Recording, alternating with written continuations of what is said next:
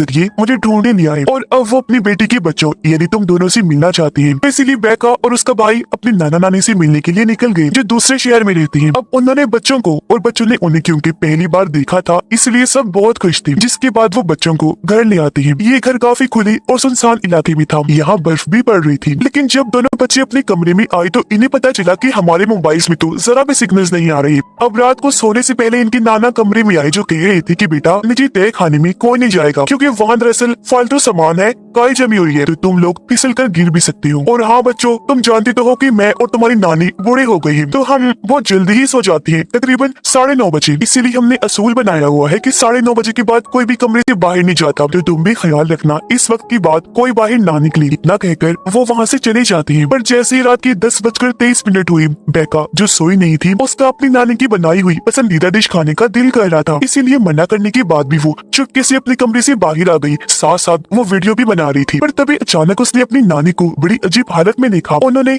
काफी खुले सफेद रंग के कपड़े पहन रखे थे, बाल भी खोली हुई थी, जगह जगह वो उल्टियां कर रही थी। ये देखकर बेका पूरी तरह से हैरान रह गई तो वापस अपने कमरे में आकर सो जाती है। लेकिन अगली सुबह जब उसकी आंख खोली तो बाहर आकर उसने देखा कि नानी तो बिल्कुल ठीक है, जो उसके भाई टाइलर के साथ बैठी बातें कर रही है, साथ ही उनके लिए नाश्ता भी बना रही है। इसीलिए वो अपने नाना के पास जाकर कल रात के बारे में बताती है कि नानी की तबीयत बहुत खराब थी। जिस पर नाना समझाने लगी, बेटा घबराओ नहीं, वो दरअसल उनका स्टमक मैदे का मसला है, उन्होंने दवाई खाई है और वो बिल्कुल ठीक है। अब दोनों बच्चे देखते हैं कि घर के नीचे एक ऐसी जगह है जहाँ इंसान रेंग सकता है, चल फिर नहीं सकता, क्योंकि वो बहुत ही छोटी जगह थी, जो जगह बच्चों को खेलने के लिए काफी पसंद आई। इसलिए वो यहाँ हाइड एंड सीक खेलने का फैसला करती है। लेकिन जब ये दोनों अंदर थी तो तभी एक लंबी बालों वाली औरत बेका की तरफ बढ़ती है। बेका एकदम रुक गई, लेकिन जब उसने पीछे मुड़कर देखा तो वो काफी घबरा गई, फौरन भागकर बाहर आ जाती है। जिसके बाद वो औरत टाइलर पर भी झपटती है, लेकिन वो भी जैसे तैसे बच निकलता है। पर वो बाहर नहीं आया था, अभी तक अंदर था। इसलिए बेका को उसकी फिक्र होने लगी। वो अपने भाई को चेक करने अंदर जाती है, जहाँ वो औरत दोबारा बेका के पीछे आ गई। कहती है, मैं तुम्हें पकड़ लूंगी बेका,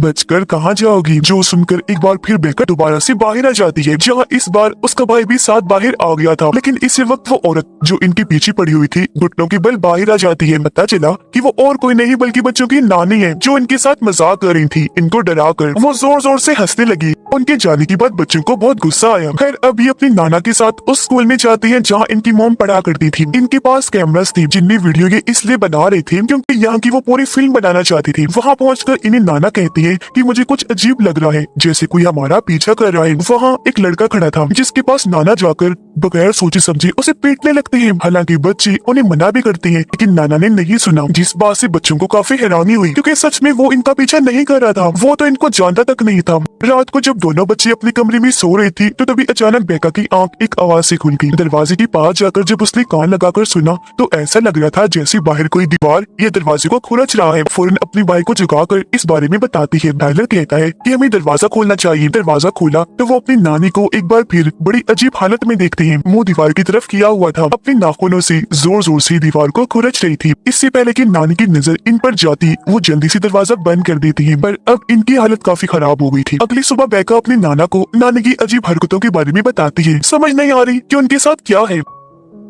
जिस पर नाना बताते हैं कि तुम्हारी नानी को एक दिमागी बीमारी है। जैसे रात को कुछ लोग नींद में चलते हैं ना, क्योंकि उन्हें ये बीमारी होती है, वैसे ही तुम्हारी नानी को जो बीमारी है उसे सनडाउन कहा जाता है। इसमें लोग सूरज की ढलती रात की अंधेरी में अजीबोगरीब हरकतें करती हैं। उस टाइम उसे कुछ होश नहीं होती और ऐसा 9:30 बजे के बाद ही होता है। तो अब तुम दोनों के लिए बेहतर होगा कि इस टाइम की बात अपने कमरे से बाहर मत निकलना। कुछ देर बाद खिड़की से इनकी नानी कहती है, बच्चों आई एम सॉरी, मुझसे गलती हो गई है। साफ सफाई करते हुए तुम्हारे लैपटॉप की कैमरा पर मुझसे कुछ लग गया है। हालांकि मैंने वो बहुत साफ करने की कोशिश की पर नहीं हुआ। ये सुनकर टाइलर को अपनी नानी पर शक होने लगा कि उन्होंने ऐसा जानबूझ के किया और रात में जो वो हरकतें करती है वो भी जानबूझ के ही करती है। जिसके बाद ये कॉल पर अपनी मॉम से बातें करती है। टाइलर अपनी मॉम को बताता है कि मामा मुझे यहाँ बिल्कुल अच्छा नहीं लग रहा, नाना और नानी बहुत अजीब है, उल्टे उल्टे हरकतें करते हैं। जो सुन उसकी मॉम हंसने लगी, अरे बेटा ऐसा कुछ नहीं है, वो बहुत अच्छी है, तुम लोगों से प्यार करती है, तुम्हें ऐसा इसलिए लग रहा होगा क्योंकि वो बूढ़े जो हो गई है। तो मेरा बच्चा परेशान ना हो, आराम से रहो, एंजॉय करो। बेका भी अपनी मॉम की हाँ में हाँ मिलाती है। थोड़ी देर बाद बेका अपनी नानी के पास जाती है। नानी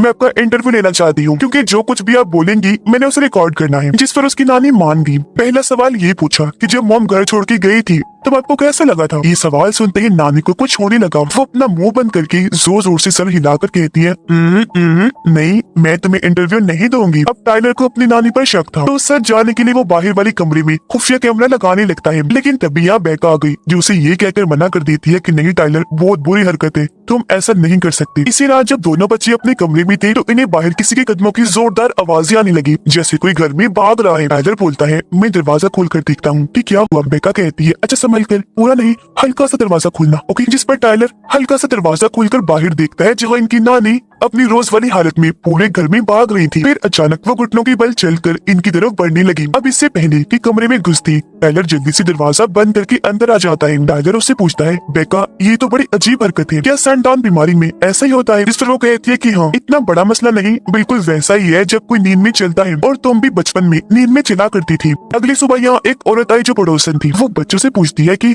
तुम्हारे नाना नानी कहाँ है? बच्चों ने बताया कि वो तो अभी घर पर नहीं है, और आप किस लिए आई हैं? जिस पर वो बताने लगी, वो दरअसल सैटरडे को उन्होंने हॉस्पिटल आना था, क्योंकि वो नहीं आई तो मैंने सोचा कि खुद ही आ जाती है उनसे मिलने। क्योंकि जब मैं हॉस्पिटल में दाखिल थी, उन्होंने मेरे साथ साथ बाकी मरीजों का भी बहुत ध्यान रखा, क्योंकि वो यहाँ के हेड हैं जो लोगों की मदद करती हैं। इसी वजह से मैं उनके लिए केक लाई हूँ। अब कुछ देर बाद जब उनकी नाना नानी घर वापस आई तो बेका को नानी की जोर जोर से हंसने की आवाजें आई। जब ये वहाँ गई तो नानी कुर्सी आगे पीछे करके दीवार की तरफ देखकर हंस रही थी। बेका फौरन उनके पास गई, पूछती है, नानी आर यू ओके? ऐसे जोर जोर से क्यों हंस रहे हैं आप? जिस पर नानी बताने लगी, बेटा मेरे अंदर एक खौफ है, एक डर है, बहुत ही खतरनाक किस्म का। जो कहकर वो अपने गले वाले स्कार्फ को मुंह पर लाकर अपना दम घोटने की कोशिश करती है ताकि वो मर जाए। ये देखकर बेका घबरा गई, कहने लगी, स्टॉप नानी, नानी स्टॉप, क्या करेंगे आप? ये करना बंद करेंगे? और तभी वो उनके हाथ रोककर जैसे तैसे उनको रोक लेती है। नानी ये सब क्या हो रहा है? ऐसा क्यों किया आपने? जब नानी बहुत मासूम अंदाज में कहती है, बेटा मेरे अंदर का डर इतना खतरनाक है कि उसे झेलने और छुपाने के लिए मुझे हंसना ही पड़ता है। बेका को ये सुनकर अजीब लगा, तो सारी बात बताने के लिए वो फौरन अपने नाना के पास गई, लेकिन देखती है कि नाना जी गन का मुंह अपने चेहरे की तरफ करके अपनी जान लेने के लिए तैयार बैठी है। पर जब उनकी नजर बेका पर पड़ी, वो बौखला गई, घबराहट में गन को साफ करने लगी। कहती है, वो बेटा मैं गन साफ ही कर रहा था, खुद पर तो नहीं चलाने वाला था। जो देखकर उसे अजीब लगा, वो समझ गई कि यहाँ कुछ तो गड़बड़ है। ना सिर्फ नानी बल्कि नाना को भी कोई जहनी बीमारी है, या कुछ चीजें ऐसी है जो हमें समझनी होंगी। इसीलिए वो अपने भाई के साथ उस जगह पर खुफिया कैमरा लगा देती है जहाँ उसका भाई पहले लगाने वाला था। जिसके बाद ये दोनों अपने कमरे में आ गई। लेकिन जैसे 9:30 बजे की बात का टाइम शुरू हुआ, नानी हाथ में चाकू लिए इनके कमरे के बाहर मंडलाने लगी और फिर इनके दरवाजे पर दस्तक देने लगती है। अगली सुबह उठकर जब इन्होंने कैमरा चेक किया, जो देखकर दोनों बच्चे काफी डर गई। बेका उसे कहती है कि आज हमारा यहाँ आखिरी दिन है, कल हम यहाँ से चले जाएंगे, ठीक है ना?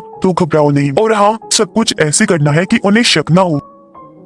फिर जब ये दोनों बाहर खेल रही थी तो नाना आकर पूछते हैं कि सब ठीक तो है ना बच्चों? बेका जवाब देती है कि सब ठीक है नाना जी, लेकिन मैं आपका इंटरव्यू लेना चाहती हूँ। और अब वो अपने नाना को बिठाकर उनसे सवाल जवाब करती है। पूछती है, जब आप काम किया करती थी तब आपको कैसा लगता था? नाना कहती है कि काम के दौरान मुझे हर वक्त एक सफेद रंग की परछाई दिखती थी, जिसकी आंखें पीली पीली थी, जो हमेशा वहाँ घूमती रहती थी। ये सुनकर बेका को यकीन हो गया कि जरूर नाना के साथ भी कोई गड़बड़ है, क्योंकि सवाल वो कुछ कर रही थी, जवाब उसे कुछ और ही मिल रहा था। साथ ही यहाँ पता चला कि नाना को एक ऐसी बीमारी है जिस वजह से वो हमेशा डायपर पैम्पर पहन के रखती थी, क्योंकि उन्हें कंट्रोल नहीं था, उन्हें बिल्कुल भी पता नहीं होता, वो अपने कपड़े गंदे कर लेते हैं। अब कुछ देर के बाद इनकी वही पड़ोसन आती है जो केक लेकर आई थी। बच्चे ऊपर से देखते हैं कि नीचे नाना नानी उस औरत से किसी बात को लेकर बहस कर रही थी, लेकिन थोड़ी देर बाद वो उसे अपने साथ अंदर ले जाने के लिए मान जाती है। कुछ देर के बाद नाना नानी बाहर आए, जिन्हें देखकर टाइलर बेका को बताता है कि ये दोनों उस औरत को भी साथ लेकर गई थी, और ये अकेले ही बाहर आए, वो नहीं आई, जिस वजह से दोनों ही काफी घबरा गई। अब बेका ने अपने लैपटॉप का कैमरा ठीक कर लिया था जो नानी ने खराब कर दिया था, और क्योंकि उनकी मोम भी घर वापस आ गई थी, इसलिए दोनों बच्चे उन्हें वीडियो कॉल करती हैं। कहने लगी, मॉम आप जल्दी से गाड़ी में बैठे और हमें लेने के लिए फौरन आ जाएं। जिस पर मॉम कहती है, बेटा आ जाऊंगी, क्या हो गया है, रिलैक्स रहो, इतना लंबा सफर है, मैं गाड़ी में कैसे आ सकती हूँ? बेका उन्हें बताती है, मामा आपको नहीं पता, यहाँ बहुत कुछ अजीब हो रहा है। मामा पूछती है, अच्छा बताओ इस वक्त तुम्हारी नाना नानी कहाँ है? बेका जवाब देती है, वो नीचे खड़ी है। मॉम ने कहा, जरा मुझे दिखाओ तो। जिस पर बेका उन्हें वीडियो कॉल पर अपनी नाना नानी को दिखाती है। उन्हें देखकर मॉम काफी हैरान रह गई। कहती है, बच्चों ये तुम्हारी नाना नानी नहीं है, तुम्हारे असली नाना नानी कहाँ है? बच्चे जवाब देते हैं कि जब से हम यहाँ आए हैं तब से इन्हीं के साथ ही रह रहे हैं, इनके अलावा घर में हमने किसी को नहीं देखा। मॉम बहुत घबरा गई, फौरन पुलिस को कॉल करने लगती है, लेकिन इनका पुलिस से राब्ता नहीं हो पाता, वो और डर गई। कहती है, अच्छा सोचो परेशान ना हो, मैं बहुत जल्द तुम तक पहुंचने की कोशिश करती हूँ। तब इनकी नकली नाना यहाँ आ गई। कहती है बच्चों हम आज बोर्ड गेम खेलेंगे। जैसे ही रात हुई दोनों बच्चे यहाँ से निकलने का प्लान बनाने लगे। उन्होंने जैसे दरवाजा खोला कि उस पड़ोसन की लाश बाहर पेड़ पर लटकी हुई है। इससे पहले कि यहाँ से निकलती नकली नाना आकर दरवाजा बंद कर देती है। कहने लगी आ जाओ बच्चों अब हम बोर्ड गेम खेलते हैं। पर गेम के दौरान बेका कहती है वो मेरे कैमरे की बैटरी लो हो गई है, मैं जरा इसे चार्ज पर लगा के आती हूँ। यह नाना ने टॉयलेट कपड़ों में कर दिया था इसलिए वो भी यहाँ से चले गई और अब यहाँ सिर्फ नानी और टाइलर ही थी। अचानक उसकी नानी नॉर्मल सी अजीब तरह खाना शुरू कर देती है। फिर कैमरा की तरफ देखकर जोर से चिल्लाने लगी। कुछ देर बाद जब नकली नाना वापिस आई तो नानी को बड़ी अजीब पोजीशन में खड़ा हुआ दिखती है और बस एक ही बात कहती है लगता है 9:30 हो गई, इसलिए वो उसे कमरे के अंदर ले जाती है। अब बेका तय खाने में जाती है क्योंकि वो यहाँ असली नाना नानी को ढूंढने आई थी। यहाँ आकर उसे असली नाना नानी की तस्वीर मिल जाती है, साथ ही एक शर्ट भी जिस पर मेंटल हॉस्पिटल के बारे में लिखा हुआ था जो दरअसल एक पागल खाना था। फिर बेका वहाँ रखी एक कंबल को जैसे हटाती है वहाँ इसे 2 बूढ़े लोगों की लाशें दिखती हैं जो और कोई नहीं बल्कि उसके असली नाना नानी थी, जिन्हें देख वो बेहद डर गई। लेकिन तभी यहाँ उनके नकली पागल नाना आ जाते हैं। असल में मेंटल हॉस्पिटल वाली जो शर्ट बेका को मिली थी वो इन्हीं की थी क्योंकि इनका दिमागी तवाज़ुन बिल्कुल भी ठीक नहीं था, ये वहाँ दाखिल थी। दरअसल इनकी असली नाना नानी हॉस्पिटल जाया करती थी लोगों की मदद करने के लिए। तब ये दोनों भी उसी हॉस्पिटल में ही मरीज थी। असली नाना नानी इन दोनों को अपने घर ले आई थी पर क्योंकि ये तो पहले ही दिमाग से पागल थे इन्होंने असली नाना नानी को मार दिया और उनकी पहचान खुद ले ली। इन्होंने पड़ोसन को भी इसलिए मारा था क्योंकि वो जान चुकी थी कि ये दोनों असली नहीं बल्कि नकली हैं क्योंकि ये सब एक ही हॉस्पिटल में थे। और अब वो जबरदस्ती बेका को ऊपर ले आती है। कहने लगी कि आज हम सबकी आखिरी रात है। ये बेका को उस कमरे में बंद कर देता है जहाँ इनकी नकली पागल नानी है। इस वक्त भी नानी को पागलपन का दौरा पड़ा था। एकदम झपट कर वो बेका पर हमला कर देती है। फिर दोबारा पीछे हटकर चादर ऊपर लपेटकर उसे डराने की कोशिश करती है जिससे उसकी हालत बहुत खराब हो गई।